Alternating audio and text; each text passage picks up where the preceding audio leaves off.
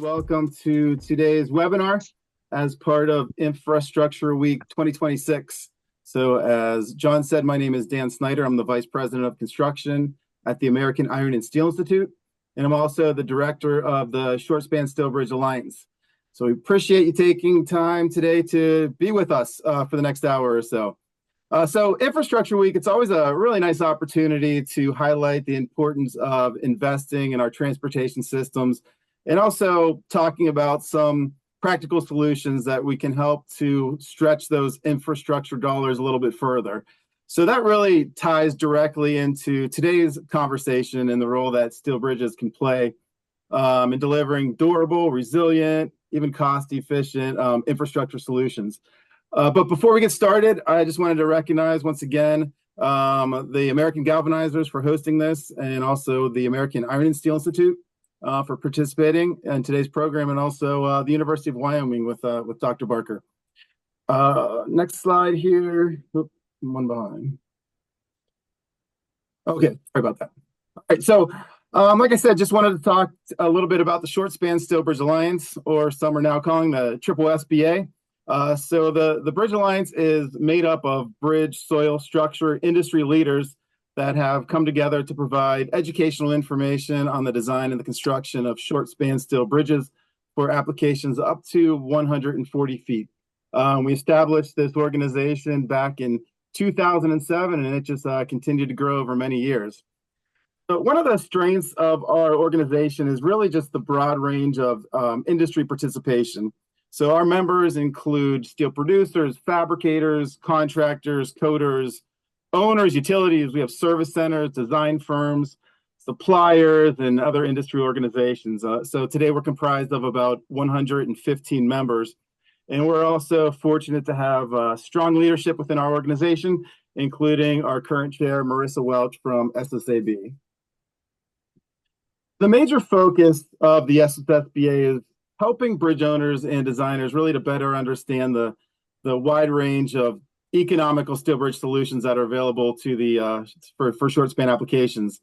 So this includes, as you can see on the screen, rolled beams and plate girders, truss bridges, buried steel structures, and also press brake form tub girders. And as we like to say in the Alliance, steel has the solution. So steel bridges, they offer the important advantages, including accelerated construction, design flexibility, long-term durability, resilience.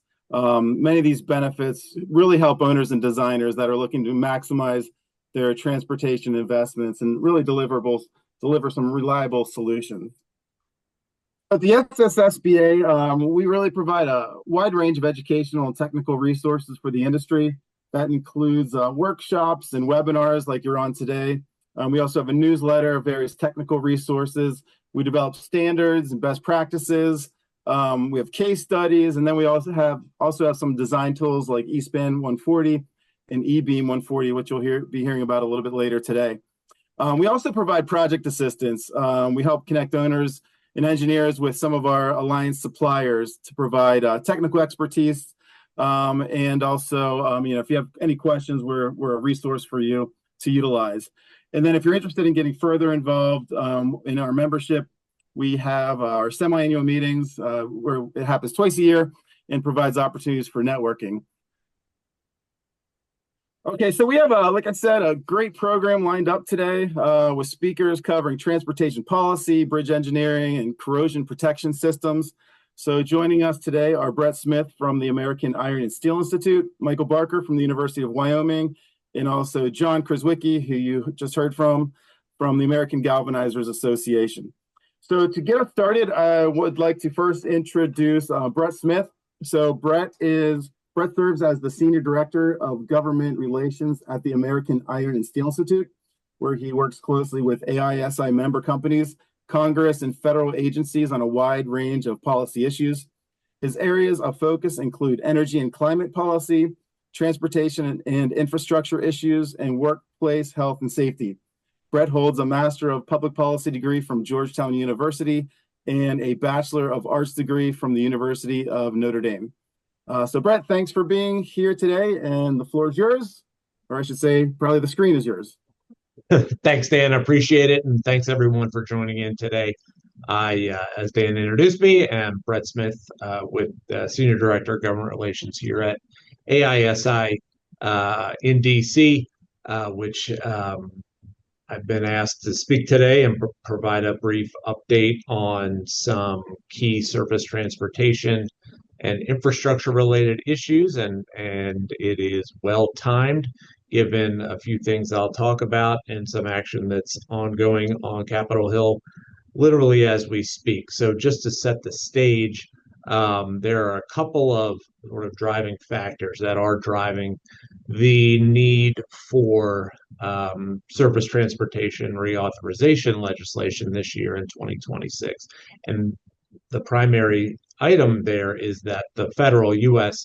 Department of Transportation authorities for your major highway, bridge, transit, and other infrastructure programs will expire at the end of September this year. So there will need to be legislation to extend those statutory authorities for those programs to continue. And that's just on the fundamental authority for them to move forward. One of the other macro issues that's driving the need for action this year is the need for significant additional funding to address the expected or impending insolvency of the Federal Highway Trust Fund. The Federal Highway Trust Fund, as folks may know, is essentially mostly funded by fuel taxes, gasoline and diesel taxes, which go a portion of every gallon sold goes to the Federal Highway Trust Fund. That fund is then packages up those funds and distributes them to the states for local surface infrastructure funding projects.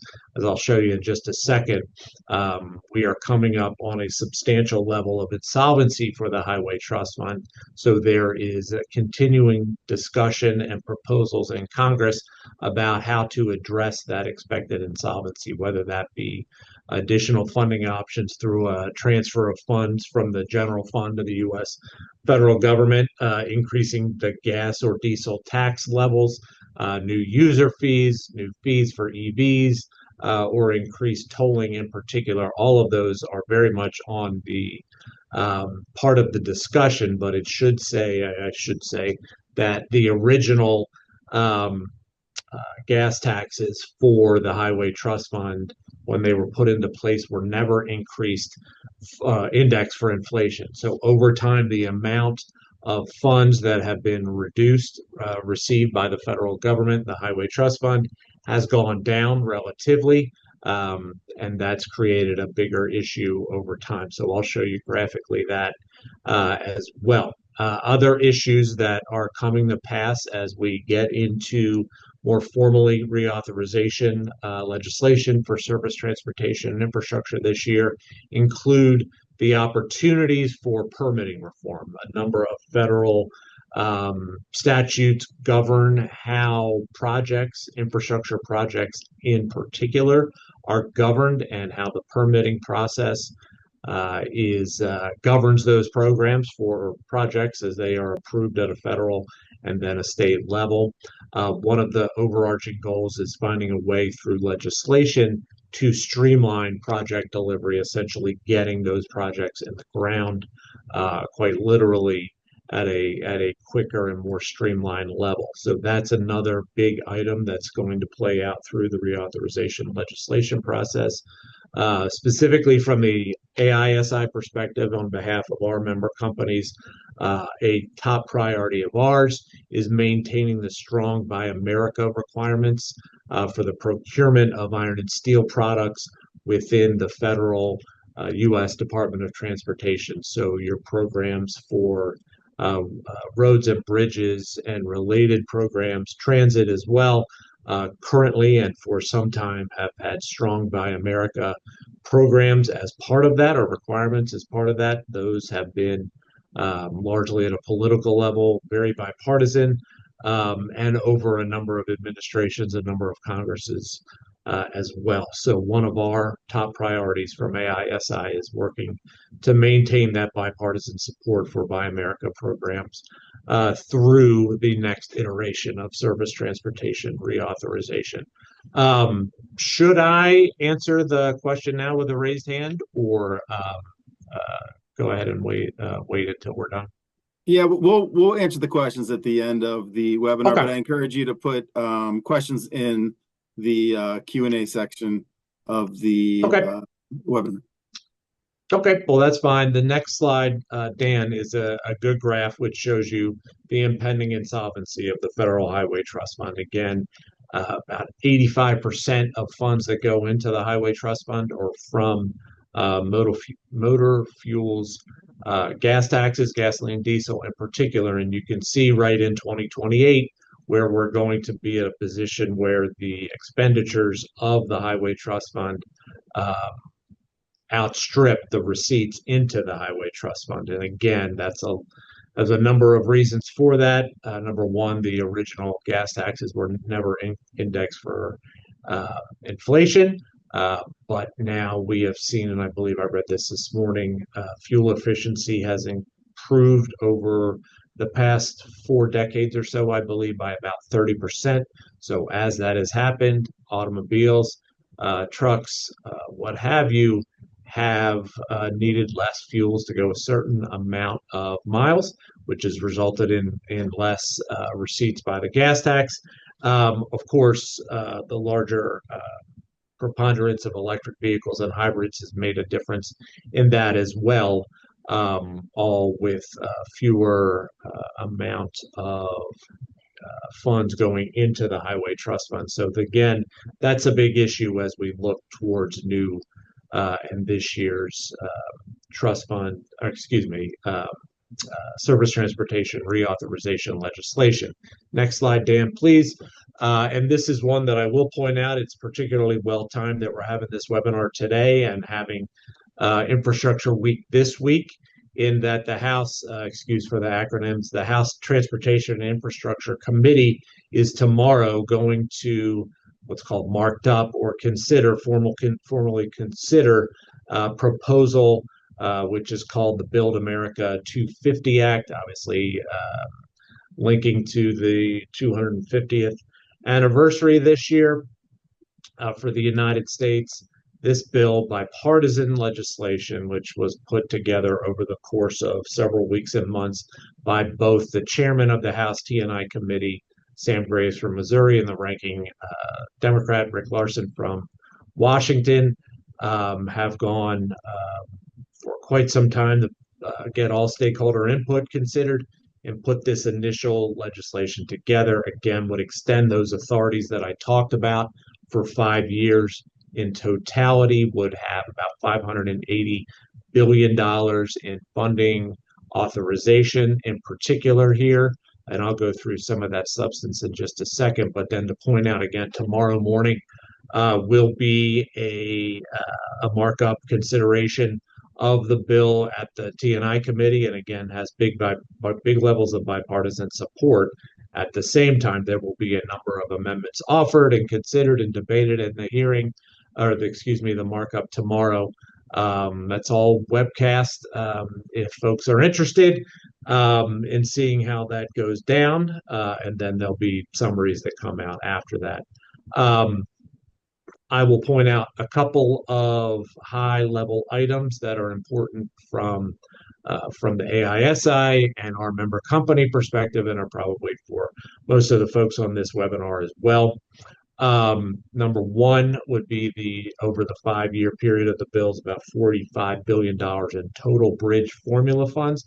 That represents an increase of 12% over the existing law, the previous 5 years, or excuse me, 6 years authorization package. What this bill would do also is devote at least 25% of those funds be required for local off-system bridges as well, which is something that continues a path in Congress on a lot of the focus on bridges, number one, but off-system bridges in particular. I talked before about the Highway Trust Fund. What this bill would do is establish annual fees for registrations of electric vehicles and hybrids as well to raise additional revenue for the Highway Trust Fund for those vehicles which are either not paying into that via gas tax or paying less in the case of hybrids as well. So that will be part of this initial legislation as well. I talked before about the importance of permitting reforms, expediting the delivery of key projects. There are a number of pieces of this legislation that would go towards that. Um, and then finally on the Buy America side, excuse me, largely the existing requirements remain the same of current statutory direction for the surface transportation programs at the U.S. Department of Transportation. So those are just a few of the hot button, high level items for this bill, which again will be marked up at the House Transportation and Infrastructure Committee tomorrow. If and when that does pass, the process will continue for the rest of the year. Next up would be taking that full bill to the full House for passage, which of course will be challenging. And then on the Senate side, they'll have the Senate opportunity to move forward on legislation. A lot of that's going to take a good bit of focus in coming weeks and months. Again, one of the driving factors being the deadline expiration of existing authorities at the end of September. So with that, I'm going to stop. I know there's a couple questions. I'm glad to answer them now. There's my contact information if folks want to get in touch later today. I'm happy to talk with anyone about any of these questions or other items that may be of interest. So I'll stop there, Dan, see if we can answer a few of those questions either here or afterwards as well. Yeah, we'll hold those to afterwards, and I encourage you Okay. to use the chat in the Q&A, and we'll also be monitoring those before we get to the end of the webinar so we can write back some answers unless a longer reply is required. So Brett, thank you very much for that update. Now going to turn it over to Dr. Michael Barker. He's a professor of civil and engineering at the University of Wyoming, received his BS and MS degree from Purdue University and his PhD from the University of Minnesota. His primary research pertains to steel bridges, experimental testing, bridge design specifications, bridge field testing, high performance steel, and reliability analysis of structure. So Dr. Barker, I'll turn it over to you. Thank you, Dan. Can you see my slides? Got my slide? Yes. Oh, good. Thank you. All right. So, like Dan said, I'm Michael Barker at Wyoming. I'm also the Director of Education for the Short Span Steel Bridge Alliance. Brett, thank you for that information on the next infrastructure bill. We're going to talk about that a little bit because, like you said, this one's expiring at the end of September here, the bipartisan infrastructure law and the Protect system. But what I'm going to talk about is a couple expectations in the current and almost ending Authorization Act, where to be able to access these funds and get these projects, whether they're planning or building or that type of thing, we have to deal with resilient operations. Under there in the green, you can see it says the BIL establishes the promotion of resilient operations for transformative, efficient, and cost-saving transportation formula program, or Protect. And the whole idea is to make transportation more resilient. And so that means we have to address this. We need to know what this means. Now, this is not a new concept. I mean, I went to school a long time ago, probably longer than most people online today, and we dealt with resilience. We called it robustness back then. But it's the same idea that we want a durable, robust infrastructure to be able to make it years into the future and not cause us problems. And so the question is, what is a resilient bridge? Because we have to address this now when we're going for some of these federal funds. And this is a little bit subjective depending on who you talk about or talk to, but I've got it down to these 5 things where it's service life and life cycle performance. Now, we used to have bridges and we would say the design life is 50 years. And then we said, hey, we're getting better at design, detailing, maintenance, inspection. So let's make that 75 years. And at this point, we are ready to go to 100 years. In fact, up there at the top right, you see that the Federal Highway Administration has more or less come out and said, hey, the new expectation for our bridges now are 100 years. And we can make that easy with all of our innovations and protection systems and things like that. So that's certainly one of the parts of being a resilient bridge is lasting 100 years and how it performs during that 100 years. There's that term robustness for unexpected demands. Our bridges are subject to seismic forces or natural disasters or man-made disasters, and we need a system that will resist those well so that we don't lose our infrastructure. When we do have issues, we need our infrastructure to be inspectable and repairable. Or we need to be able to rehabilitate and strengthen it if it's an older bridge or it's a damaged bridge. And of course, sustainability is a big part of today's world in resiliency, and so it needs to be a sustainable bridge. So I'm going to just go through these 5 things a little bit and talk about what I think are the advantages of steel bridges when it comes to a resilient bridge. Well, that first one was service life and life cycle performance. And you know, when you look backwards, of course, the first thing we notice is there are thousands of steel bridges that already are over 100 years old. And I've got some pictures there of some rail bridges and some truss bridges and some girder bridges. And the reason these steel bridges are still there is because of they were designed in a practical and effective manner. Steel is a durable material. When there are some issues like deterioration or damage, we can inspect them, we can maintain them, and we can repair them. And of course, our corrosion protection systems, whether it's steel chemistry, like for weathering steel, or protective coatings, like John's going to talk about a little bit later with galvanizing or painting or metallizing, we can make these steel bridges last well over 100 years old. And we have thousands of them out there that already are. And so to kind of demonstrate this, I want to just play kind of a what if game here. Here's a bridge that uh, we helped with the design and marketing of it in Missouri, but this is a 95-foot simple span bridge with 5 plate girders. You can see in that top right picture. They're made out of weathering steel, which means it's a chemistry corrosion protection system because the conditions of this bridge warrant that that is the most economical corrosion protection system for this particular site and bridge.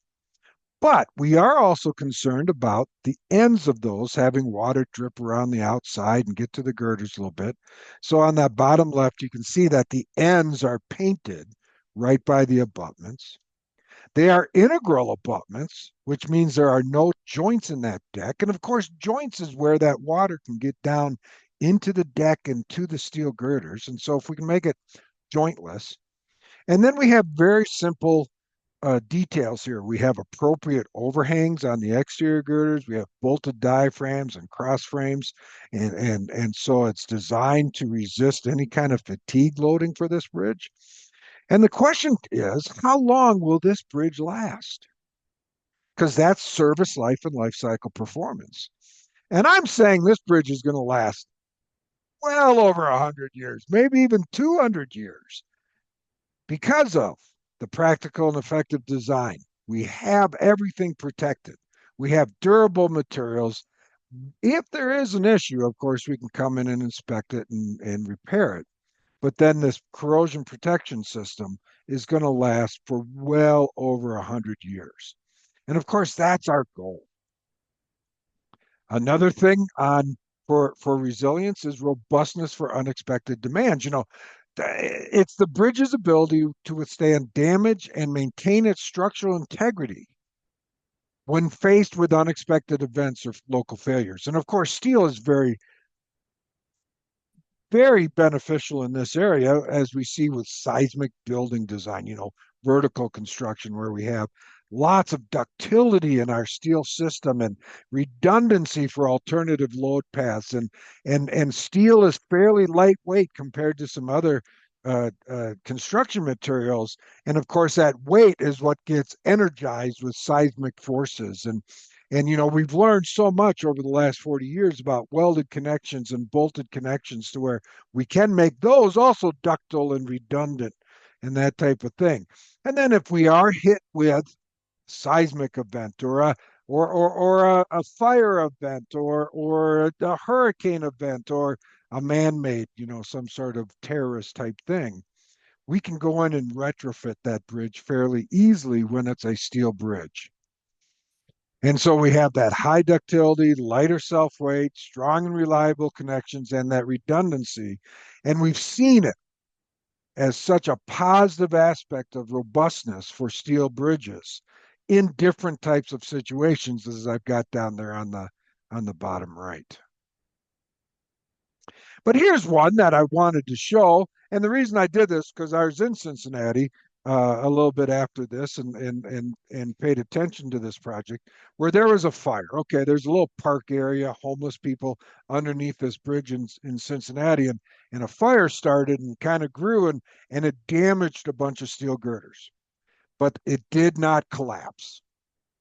And so now we have a situation where we need, because this is a huge thoroughfare for Cincinnati, we need it to not fail under those unexpected demands, the fire getting to our girders, and we need to be able to repair it and get it back into service as soon as we can. And we've seen this happen many times with the steel industry where, yes, there's competitors between design firms and fabricators and steel mills. But when something like this happens, they can get together and they can quickly get this back into service. And it took what? I think 100 days for this one to get this back into service and get those people across there again. Another term I said was part of resilience is inspectable and repairable. Now, we can get steel bridge damage, no doubt, or deterioration from overloads or high or wide vehicle collisions. That's always a fun one. Fire, as we just saw, structural vandalism, fatigue, corrosion.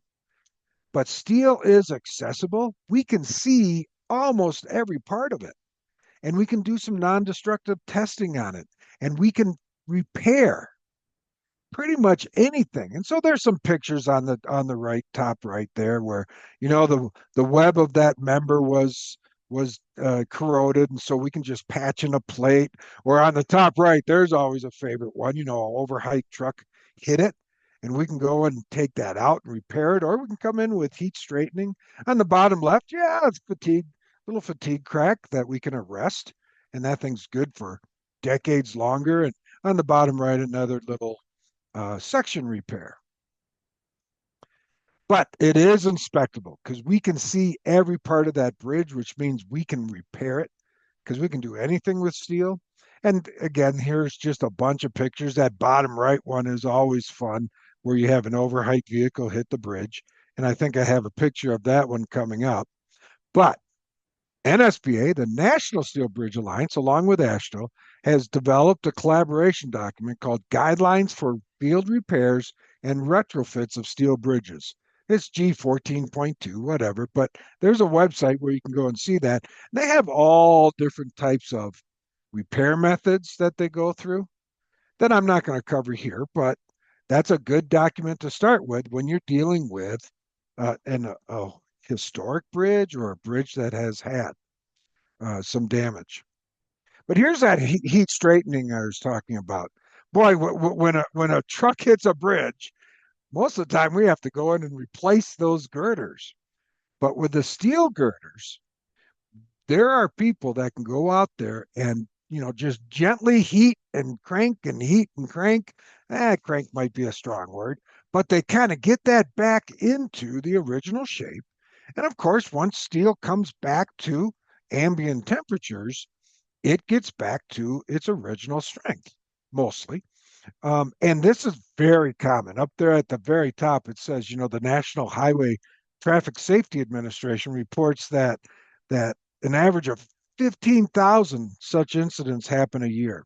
And here's one in Kansas where this company went out, was able to straighten a very damaged girder over, I believe it, 7 days. Yeah, it says 7 days up there, and not have to replace that girder. Put that system back into service. And that's a very positive thing for steel bridges. It's inspectable, and when we find a problem, it's repairable. But how about rehabilitation and strengthening? Steel has some advantages there too. We have lots of older bridges that we want to extend the service life, or we need to increase the load capacity. It might have been designed for an H20 or maybe even an H15. Uh, they could have some damage that we need to mitigate or upgrade for seismic. And here's some pictures on the bottom left. You can tell that's kind of a seismic retrofit there, where we're putting in some damper type members there to take care of some seismic forces. Bottom middle, you can see, yeah, we can add material to increase the strength. Up top right and the bottom right, we can go in there and we can replace material to strengthen those. And here's just an example of that. Here's a bowstring truss from 1876.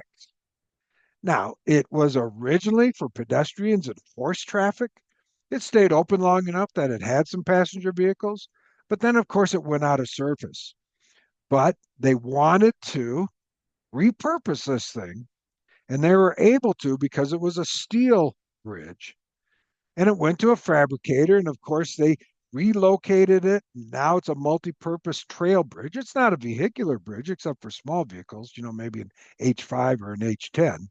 But they removed it, they refurbished it, they reassembled it, they relocated it because it was a steel bridge. And now they have this historic bridge that meets today's standards for that multi-purpose bridge.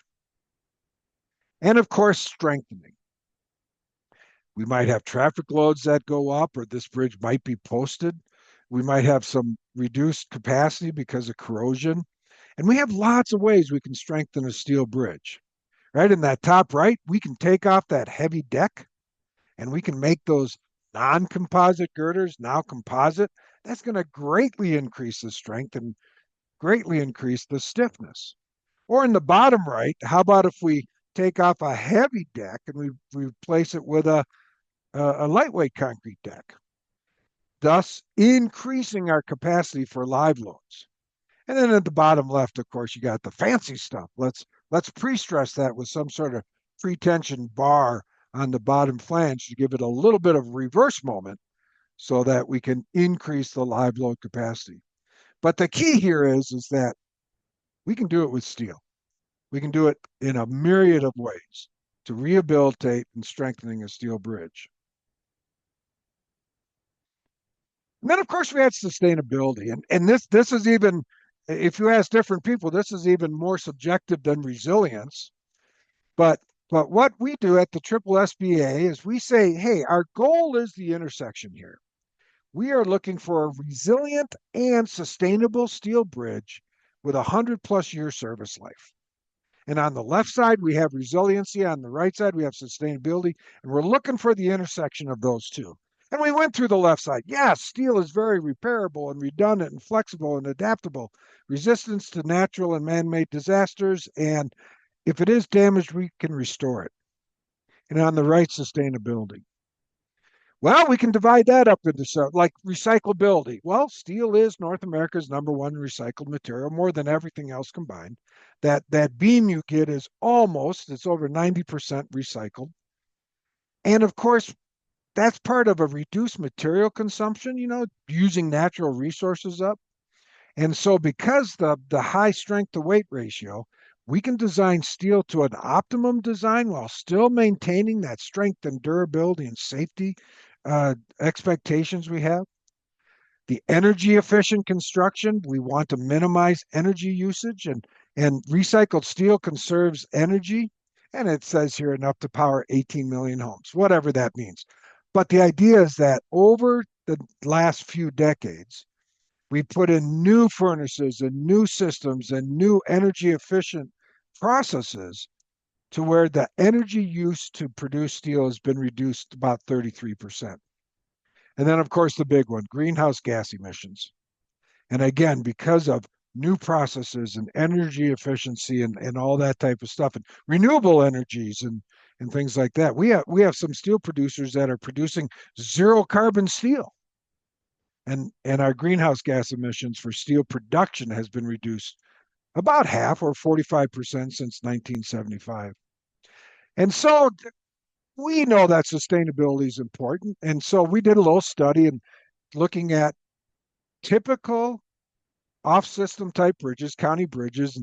And I'm not going to talk a lot about this, but if you look at the top right, we can see emissions, energy consumed, percent recycle, and life cycle costs. And we looked at two almost identical bridges, a steel and a concrete.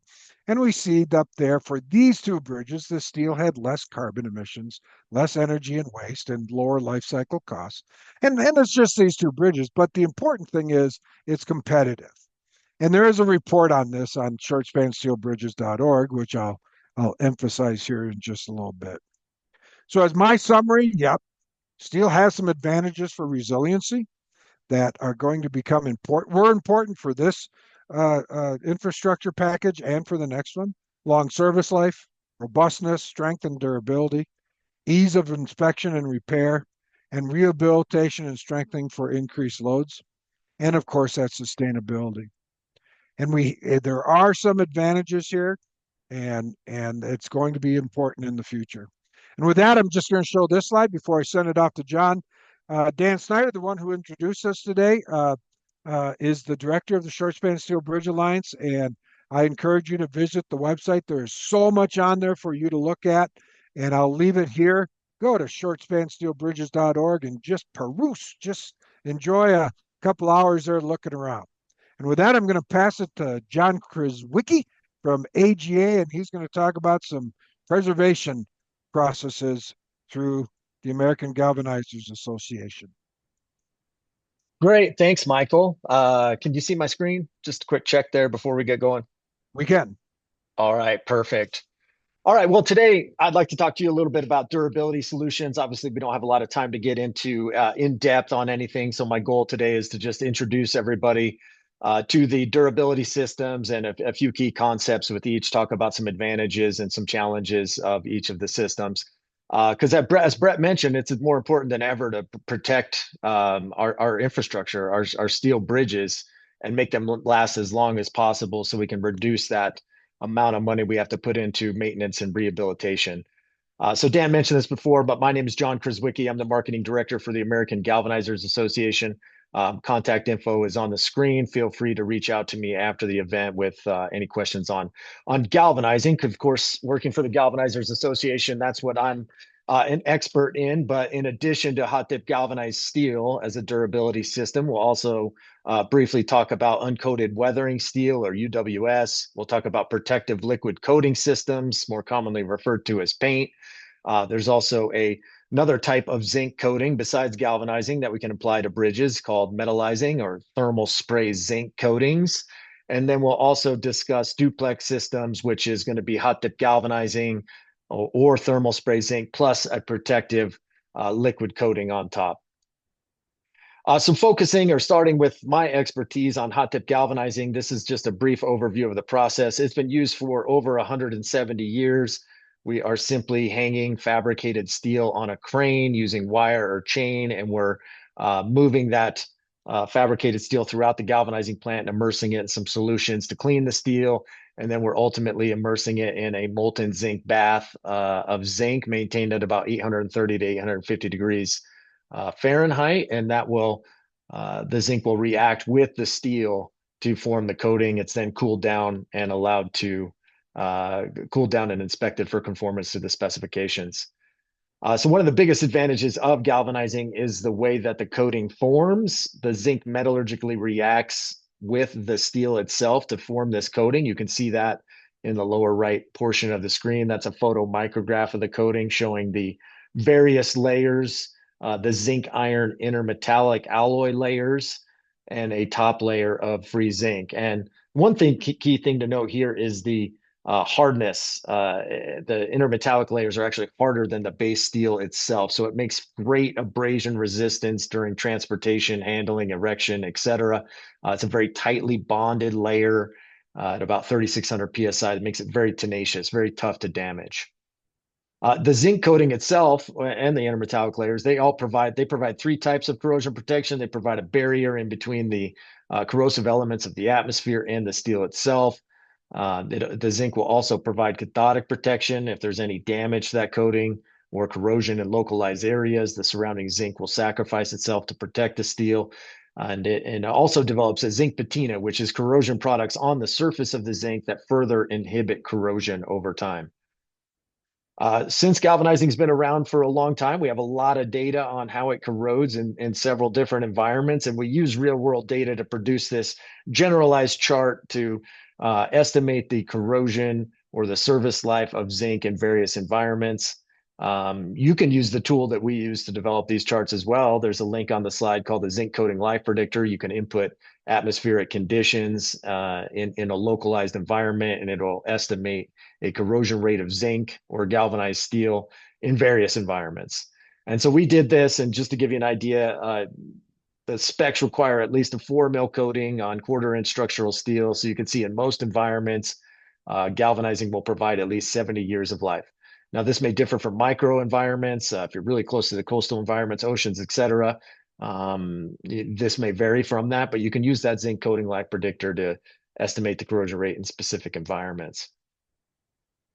Other advantages that galvanizing provides, it's widely available throughout North America. There's over 180 galvanizing plants in North America.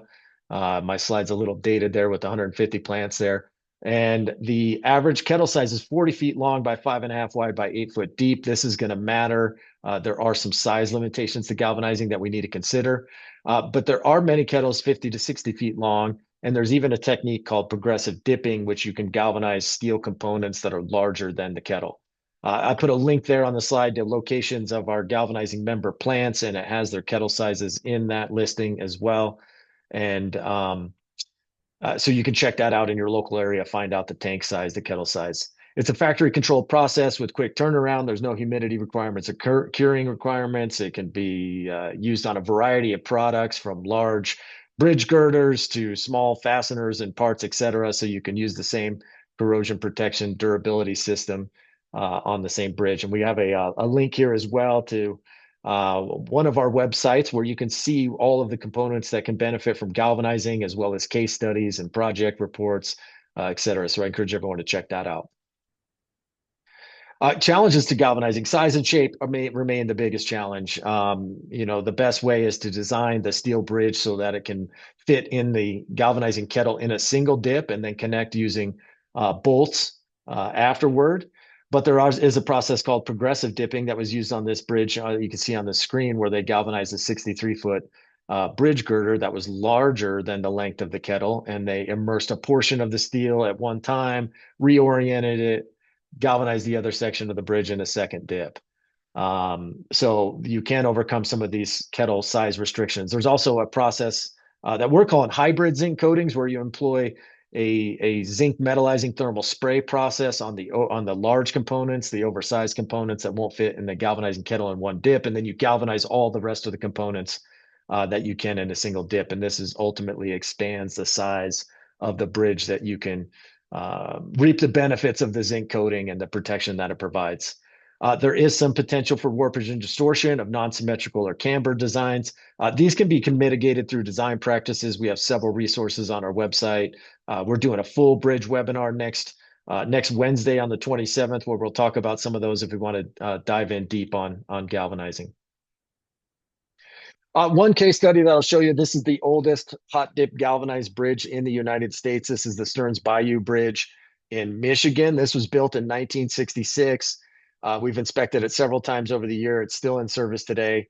And there's significant zinc coating thickness on these bridge girders and beams to predict and estimate that it will easily surpass the 100-year bridge life in this environment with over a water crossing and some harsh Michigan winters. So a real world performance of galvanizing proving its durability and can last 100 years.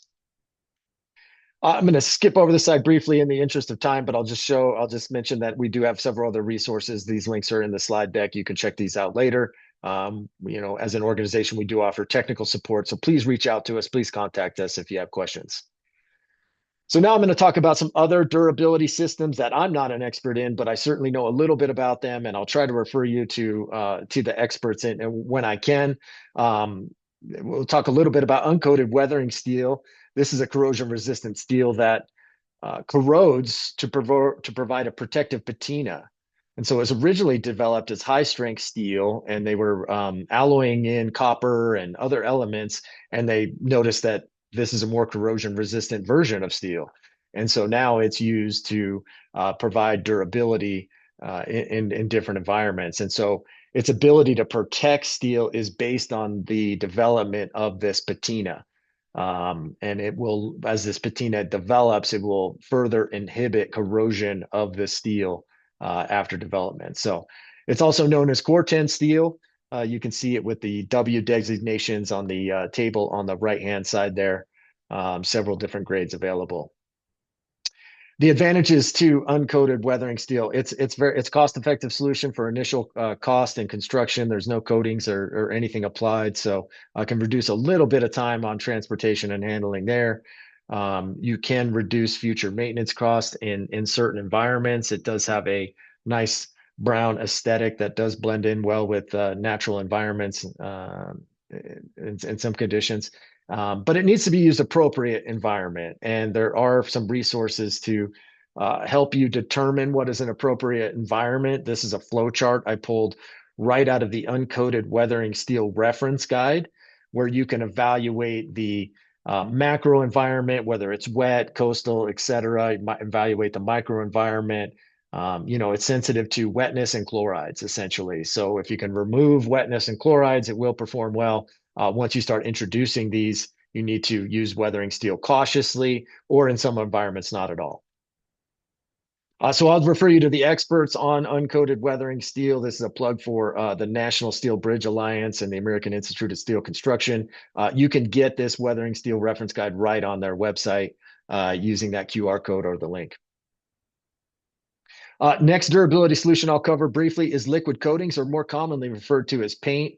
These can be applied in a single coat or multi-coat, and their primary purpose is to provide durability, prevent corrosion, but they also have a secondary purpose of providing an aesthetic color, a desired color that you want in a different environment. And so common coating systems for bridges are 2 and 3 coat systems. However, there is a single coat system as well that leverages the protection of zinc to provide corrosion protection. If you're looking for more information on coatings, the NSBA, the National Steel Bridge Alliance, also has some references. I put a link on the slide there that you can check out. Some of the advantages of liquid coating systems, it's very versatile. It can be applied in the shop or the field. A single coat or multi-coat systems are designed for various environments, but that field application is important because you can also maintain existing bridges with paints as well. It's compatible with each technology, and so as Michael Barker showed you, sometimes they paint the ends of weathering steel bridges to provide a little more corrosion protection in some particular areas. It works well with galvanizing, thermal spray zinc coatings as well. It's a highly tested product. That's been widely used for many years. It can be cost effective. Single coat systems, 2 coat systems, and 3 coat systems gets a little more costly when you increase the number of coats. But there is going to be fast cure times to limit the amount of time that it takes to apply it. And again, it can be applied in shop and field. It's got a wide range of colors and aesthetics. So if that's required on your project, liquid coating application is the way to go. And it's widely available throughout the country. Some of the challenges to liquid coatings, paint coatings, limited painting season. It requires certain atmospheric conditions to apply it. One size fits all for product surface prep life cycle expectations. There's many different paint specifications out there, so and lots of different systems. So really consulting the paint manufacturer or other organizations that represent the paint industry and liquid coatings industry is really the way to go to get the information on that. It's a great product for maintenance, spot painting, zone repainting, and full removal or replacement. So that's kind of the typical maintenance cycle of paint, where after so many years, you're going to have to go back, inspect it, do some spot painting, then some more zonal painting over time, and then eventually have to full removal and replace the paint. But that's really how you provide paint its longevity, is to maintain it over its life. Another durability system, metallizing or thermal spray zinc. This is a process that applies zinc coating to steel, kind of like a paint, using a paint gun. So it uses the gun that you can see in the screen there, and it's going to feed either wire, zinc wire, or powder, and propel the melted zinc wire or powder onto the surface of the steel. And that's how you're going to get your coating coverage with thermal spray coatings. You can see the coating that it produces on the right side of the screen here. This is a mechanically bonded coating. It's a little bit different than the galvanized coating. We don't get those intermetallic layers. We just get a pure layer of zinc. But the advantage is there's no VOCs here.